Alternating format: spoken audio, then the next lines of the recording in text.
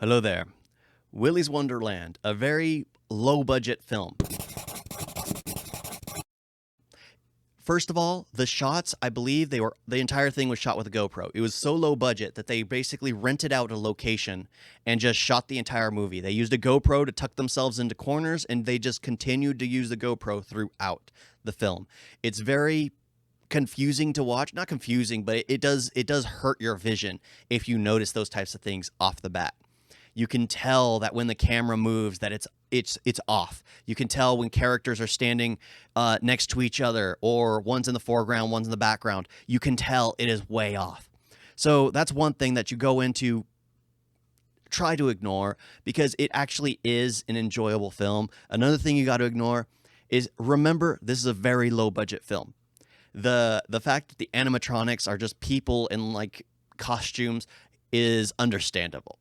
It's just how you have to do things when you do things with low budget. But it's a Five Nights at Freddy's live action knockoff. And I loved it. And the main reason for that is Nicolas Cage. Nicolas Cage just basically plays this tough character who's in the wrong place at the wrong time and is given a night shift at the Funhouse factory, whatever it is, the Willy's Wonderland. He's given a night shift there. And as the night shift goes on, the animatronics come out to get him. But he fights back. That's the humor of it. He's actually fighting back, and he doesn't care. His character literally shows no emotion throughout.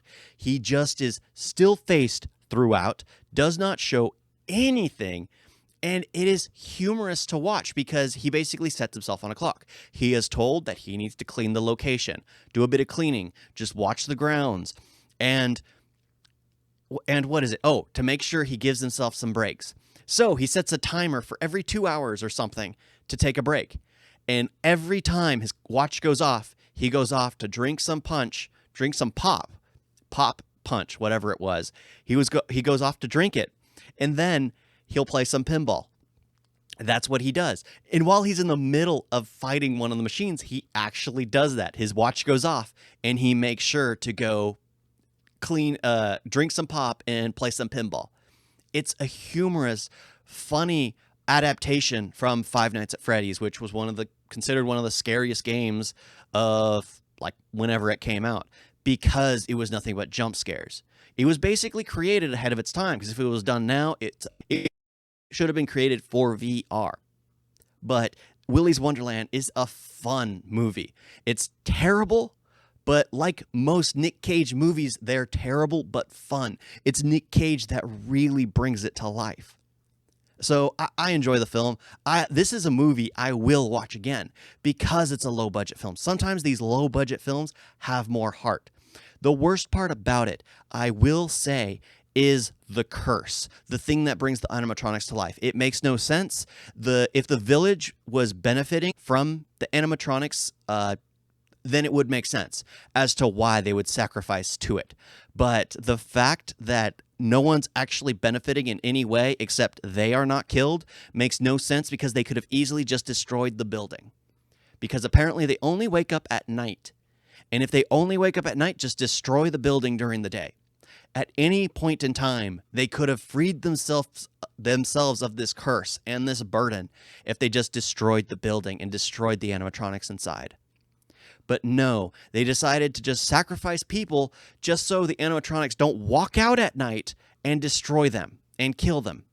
It's one of the dumbest things. They could have easily gone the Ready or Not route, where the family became rich because they made a deal with the devil.